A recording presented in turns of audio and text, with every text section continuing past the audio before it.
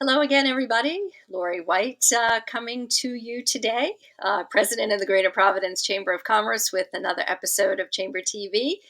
We are up to episode number 152 of Chamber TV, and we've had over 57,000 views of our programming since we started back right when COVID forced us all back into our homes. So it's been a great platform to be able to chat with business leaders and policy leaders and our elected officials about all kinds of issues. And today, really, really pleased to be able to welcome to Chamber TV Nellie Gorbea. And Nellie is our Secretary of State and candidate for governor in Rhode Island. And we have a lot to talk about. The Chamber has a long history with Secretary Gorbea. We were just reminiscing a few minutes ago before we went live about all the work that we did together when the secretary was the head of Housing Works and lots of other opportunities all along the way. So we go back a long time, and it's so great to see you today, Madam Secretary. So welcome. How are you? I am very well, and it's so nice to see you, Laurie. I was just commenting on, I love the Providence Chamber's gatherings. It's always a who's who of, everybody in the business community across the state. And, I'm looking forward to, yes, we will have a time post-COVID when we will be able to do that once again. Absolutely. But in the meantime, we'll continue to do our virtual programming and introduce all of the candidates that are seeking the governorship in 2022. Have them all come and visit with us and share and get to know one another a little bit better and understand everybody's priorities. So today, happy to really get to know you a little better on this particular space, Madam Secretary. Talk a little bit about your work as the head of the Department of State, and then we can segue into some of the key themes that you believe are important as you continue your run for governor. So let's start with the news of the week, and that is the lifting of the mask mandate.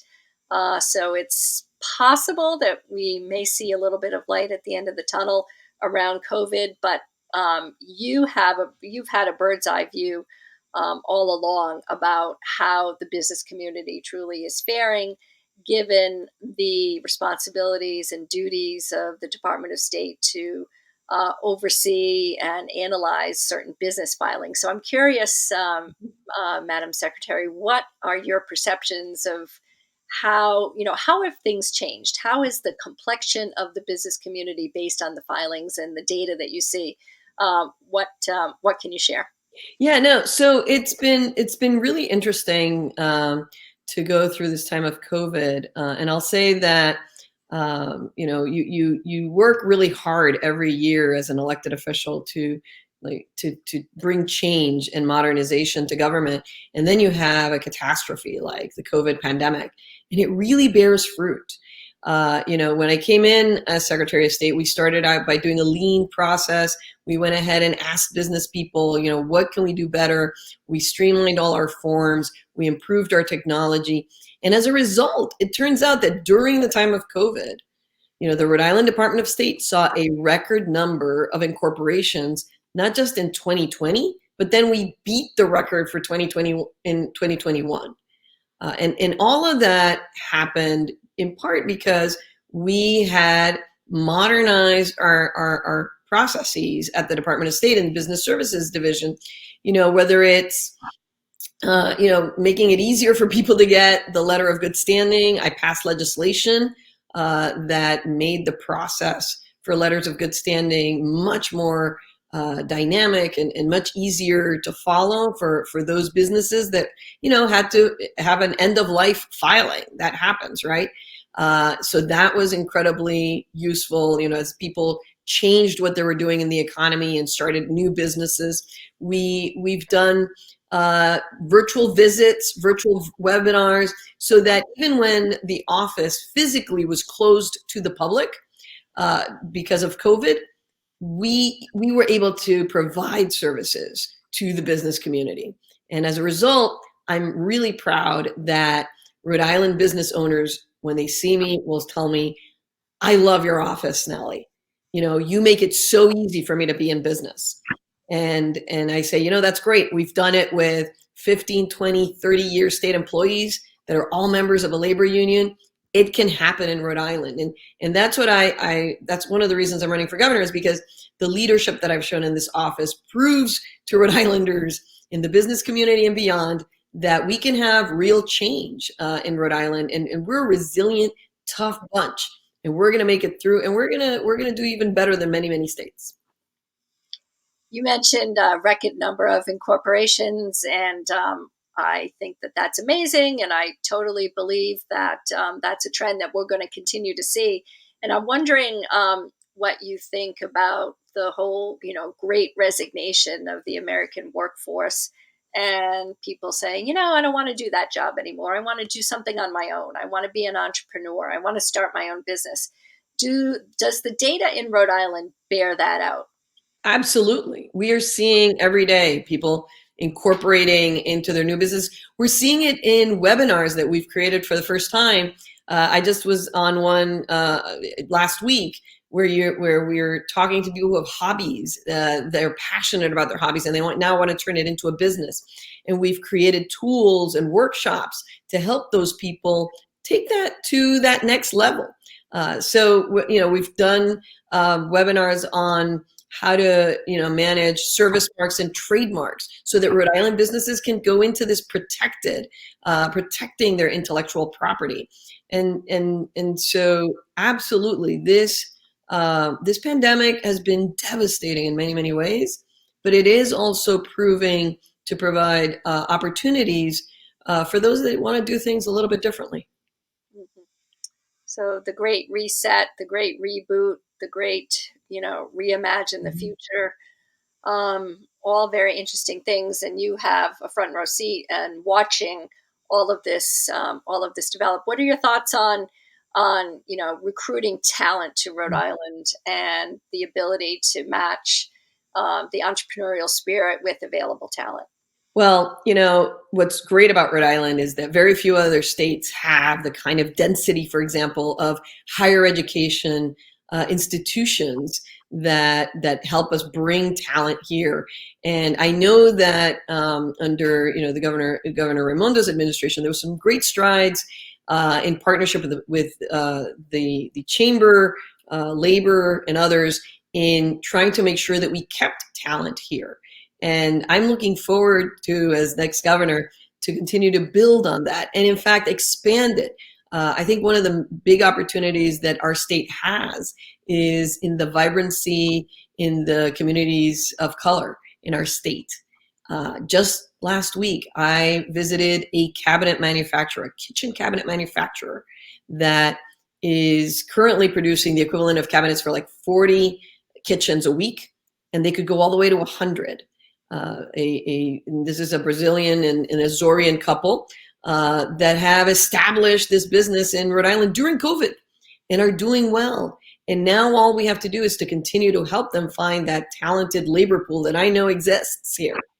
I see it in the work that's being done out of the Rhode Island Home Builders Association, where they're building an academy, a school, a training place for contractors, many of whom are Hispanic, to help them navigate, all of the regulations and all of the things that, where you know how to build something, you don't necessarily know all the regulatory frameworks that you need to grow your business.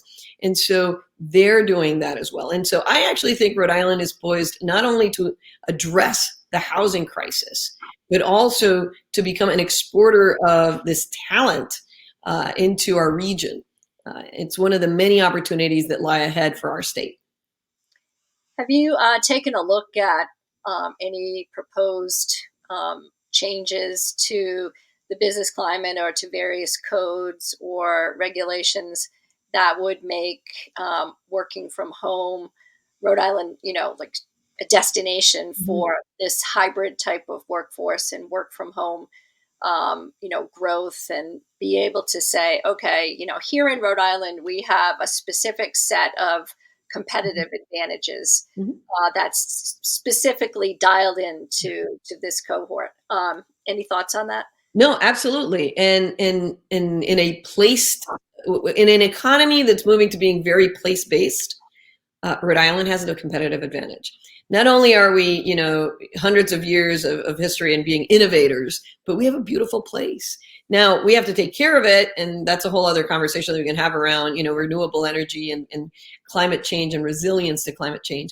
But you're right, a lot of people are coming and discovering that Rhode Island's a good place to be, and we need to make sure that our legal structures allow for people to do this kind of work easily and seamlessly. One of the things that I've done as Secretary of State is to completely transform the department so that instead of just being a filing cabinet, which is what the law had me be, it's now a hub of information.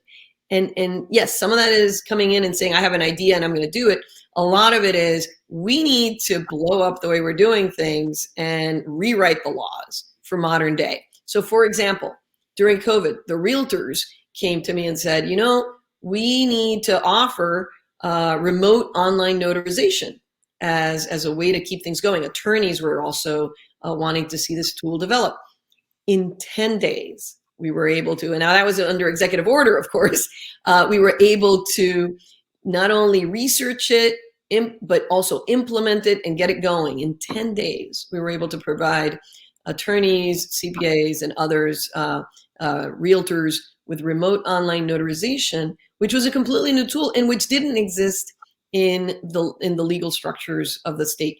I am now partnering with the same stakeholders to make sure that once the executive orders fade away, the legislature has added this to our laws so that it doesn't, this business opportunity doesn't just go away.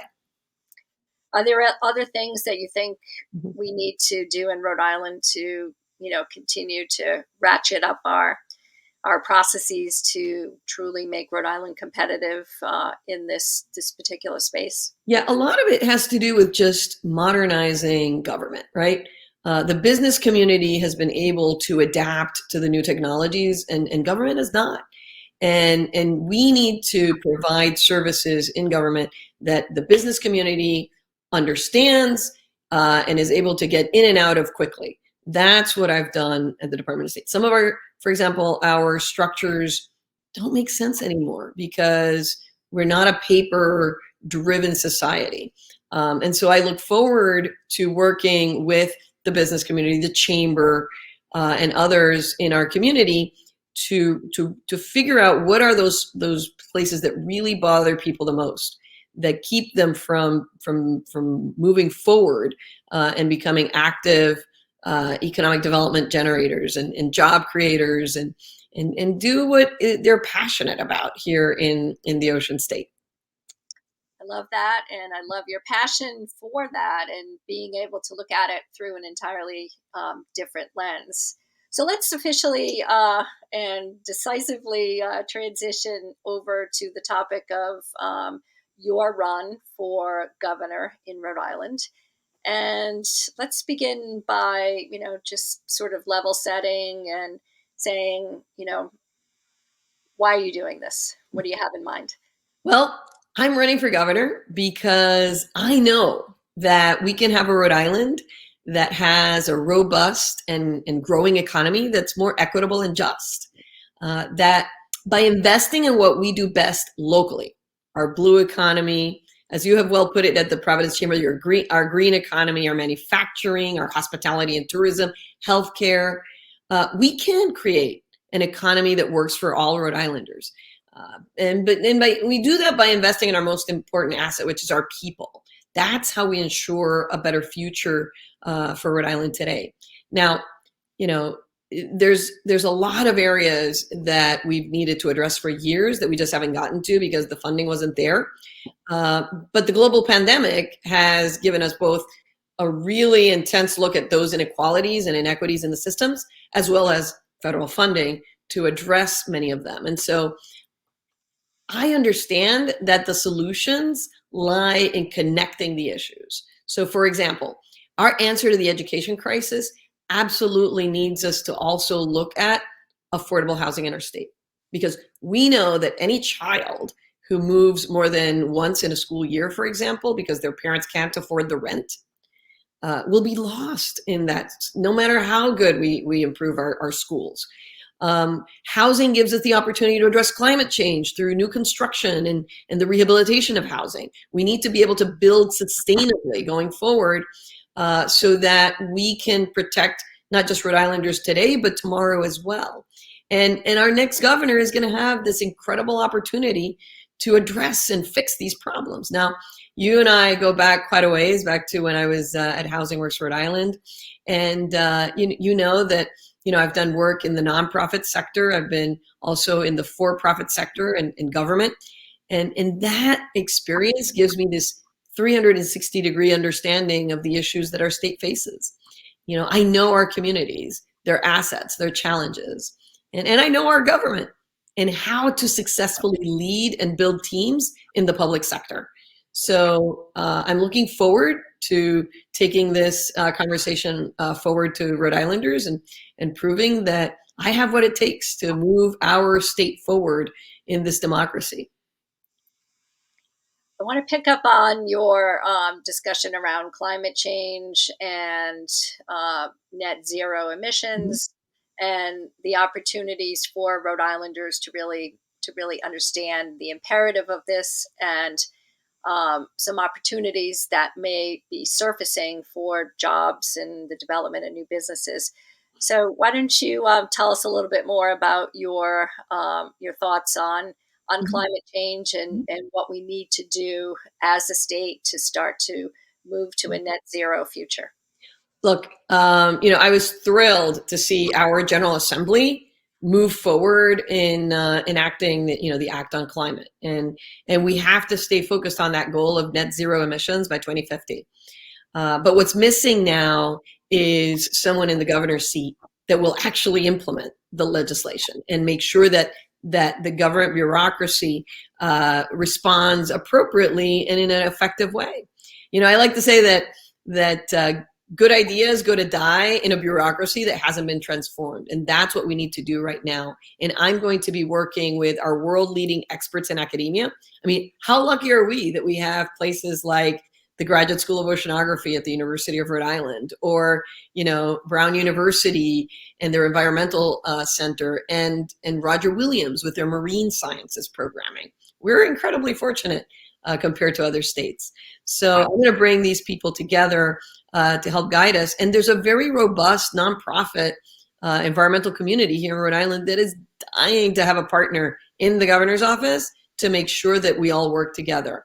The chamber, the business community, the nonprofit environmental community, and government needs to work together to make sure that we prepare for climate change and we take advantage of what's going to happen in terms of new economic opportunities in renewable energy and beyond. Yeah, a lot of the renewable energy sectors and other industry sectors are looking towards a 2035 Yeah. meaningful reduction, in advance of 2050, right? Yeah, no, they are. And so we've got to get going quickly. And we need to do it in ways that brings, everybody along. I'm looking forward to creating incentives in the development of housing that ensures that developers are building that new construction with an eye to sustainability and energy efficiency.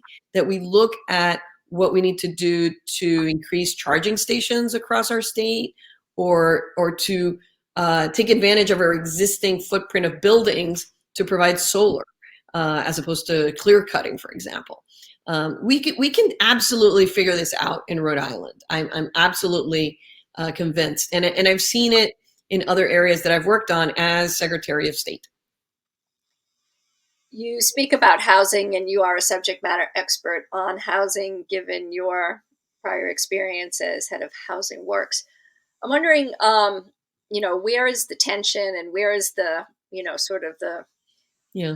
the dividing line between building more housing, i.e., clearing land and, deforestation and all that, versus rehabilitation of existing housing stock, particularly in the urban areas where there are so many beautiful properties and former industrial sites that could be converted.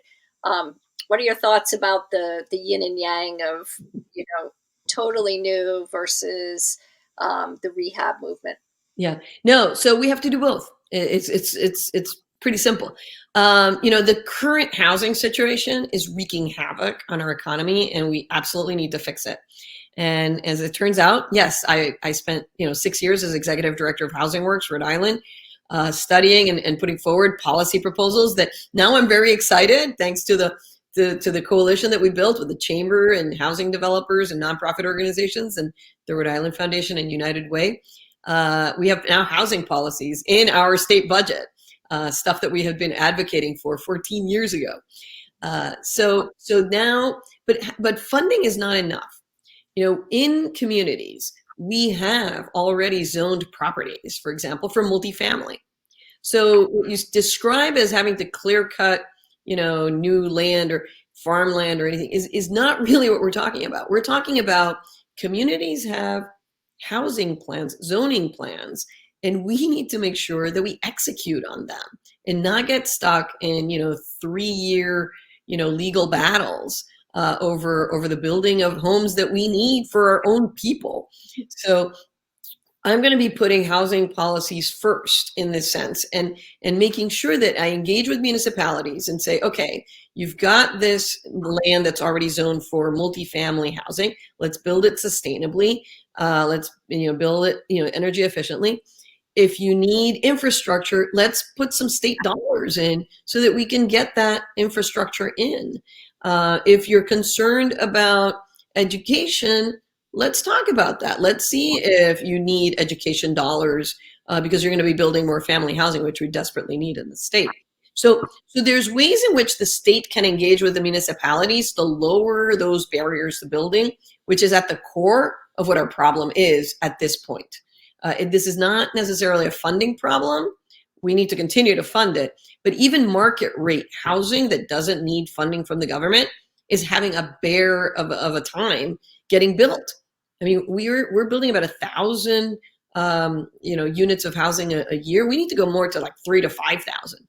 And I'm very proud of the relationship that I've built with the Rhode Island Builders Association to work on this and make sure that communities understand and the state understands that housing is absolutely an asset to our economic growth. Yeah, you're spot on about that. In fact, we had convened a listening session of chamber members just last week, where we were, as the beginning of the year is upon us, really doing a listening tour, if you will, and saying, hey, as major employers, what are your issues? What are you seeing?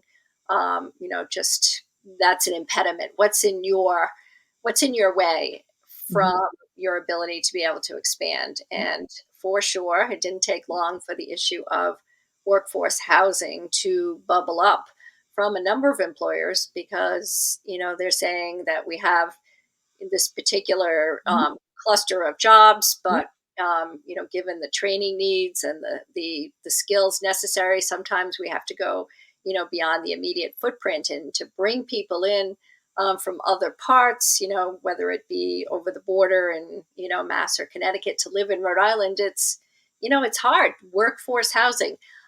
So can you explain what you see as the definition of workforce housing, and how do we move the needle on that? No, well, workforce housing, I mean, is literally, if you will, it's a very wide term. It can be your, young people who are either in the trades or are, professionals and white collar jobs, and they need a place to live, and they might need a small place, or it could be, a family where both parents are working and they need a place to build, their family going forward. We need, a lot of this is not rocket science. It's really engaging with people, communicating clearly why it is that we need to do this and how it benefits the individuals in the communities. This is both an employment issue. We can be providing jobs, really good paying jobs, and building businesses in home building that could then become regional. in this part of the country. And I believe in that vision of Rhode Island actually building on businesses that become regional, national, and maybe even international. And home building to me is a key way that we can do this. Now, we have to liberalize and lower the barriers to construction. A city like Providence, for example, could actually, there's a study by Professor Tibaldi over at Bryant University that showed that, Providence has the kind of bones of a city. I think at one point it was like over 250,000 people lived in the city. It's currently, I think, at about 180,000.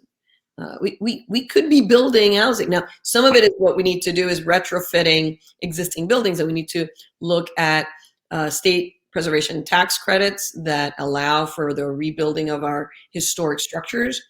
But it also could be creative programming like, second silent equities loans, or second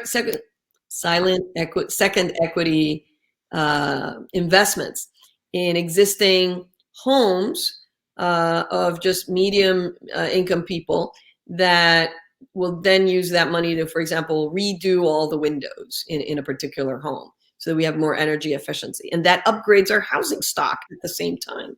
There's a program like that at Rhode Island Housing that has been used very effectively with home daycares.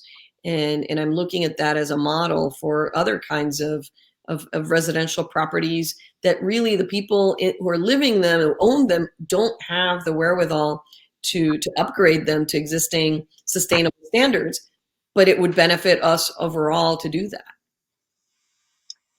So we have about 6 minutes left, and I would be remiss if I didn't at least put forth some of the chamber priorities for those candidates that are seeking the governorship. And naturally, we are, as a chamber of commerce, as an economic development organization, acutely aware and in tune with the need to continue to maintain a competitive business environment and a competitive tax environment, both on the corporate level and the personal level. And then also very, very much worried about, the continuation of the workforce and the skilling up. And I think we've spent quite a bit of time today talking about the workforce aspects of it, but from an overall, commerce RI perspective, what's your take on how you believe commerce would be utilized under your administration? So, Commerce Rhode Island as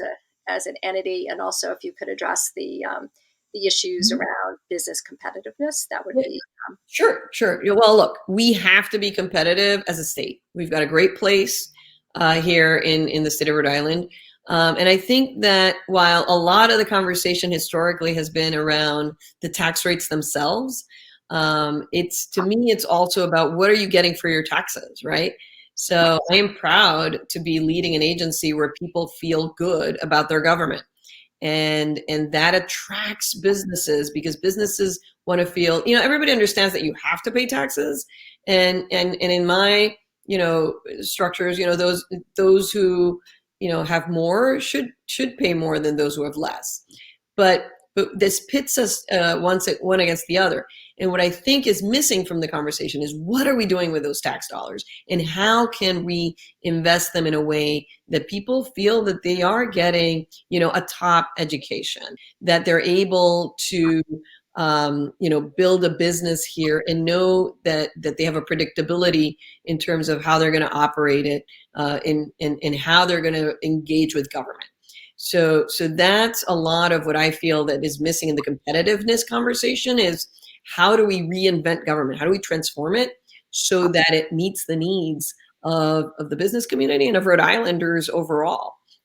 With regards to Commerce RI, the focus of a Gorbea administration is here in Rhode Island. I want to make sure that our blue economy is seen as the asset that it is. And I know that they have had some programming that has started there that I wowould look at continuing to grow. Same thing with manufacturing. We've got some great manufacturers. I just talked about this cabinet maker in the Cranston Providence line. We should be looking at building opportunities in this global supply chain crisis that I believe give us a competitive advantage actually by being here with the amazing, Quonset port and where we are geographically. So my focus with regards to Commerce RI programs is really in the here and now, in what Rhode Island has as its strengths and the people that are in those businesses and in those jobs here now.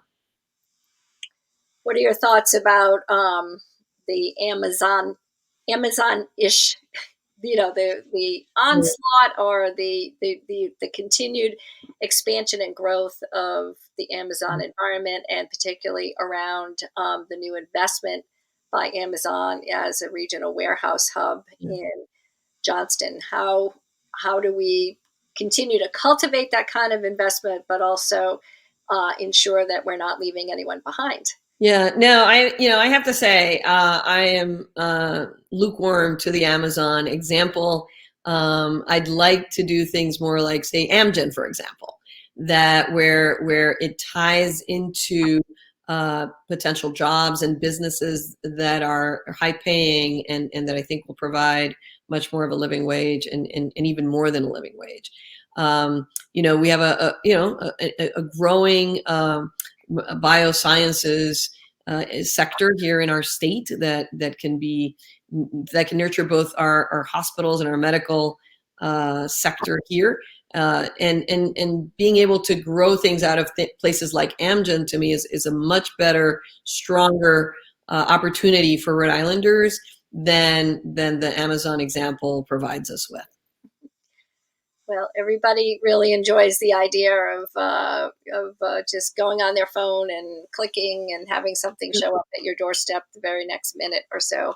Yeah, no, that's true. And I think that one of the things that we can do, and we've done it at the Department of State, is to help prepare our own businesses locally. You're right. Amazon is not going to go away. And so making sure that the business community has those opportunities. And I know that Commerce has done some work in this, particularly during the pandemic, as have we in the Department of State. It's about giving people the tools to transform their own businesses as technology and our economy changes. Yeah, no, I think that's I think that's very accurate because, if you think of the frictionless experience of, not just Amazon, but other platforms like that where, it's very easy to pay, it's very easy to Mhm. buy, it's, immediate satisfaction almost. And in the face of that, small businesses that are moving to the digital world in a bigger way need to understand and compare their own, the doing business experience that they're offering with what the world is offering and what the standard is, out there, just sort of, Yeah. ubiquitously. So, And government partnering with higher education can help provide some of those tools, right? Again, it's sort of looking at the resources that we have as our state. I'm very excited because we have amazing assets here in the state. And I know that we can actually leapfrog over our neighbors, shall go unnamed, that sadly all we tend to look at ourselves as somehow second too. I don't think that's the case. I think Rhode Island has the opportunity, because of its size, because of its people, because of its diversity, to be able to leapfrog over others in the region. thank you for spending some time with us today, Secretary of State Nellie Gorbea and candidate for governor. Any final words before we let you go back to your day? Yeah, no, I thank you. Thank you, Laurie. Thank you for keeping us together through the Chamber TV, and to Janet and Mike and everybody else over there at the Chamber staff. I am excited about this opportunity now to be Rhode Island's next governor, to provide that leadership that has been missing and that I know I can deliver as the one candidate who has worked in the for-profit, nonprofit, and governmental sectors. I know how to bring people together in different ways that will lead us to a much better future. Rhode Island is a beautiful, amazing, resilient community. And I'm looking forward to working with the Chamber, its members, and all Rhode Islanders to bring about that better future for our state. Thank you very much. And it's only February, so I imagine we'll have many more opportunities to engage with you as the months go by. So feel free to pop in anytime, and we'll have you back as the campaign continues and continue to talk about the issues that the business community in Rhode Island cares so very much about. So thank you again, and have a great day, everybody. Thank you.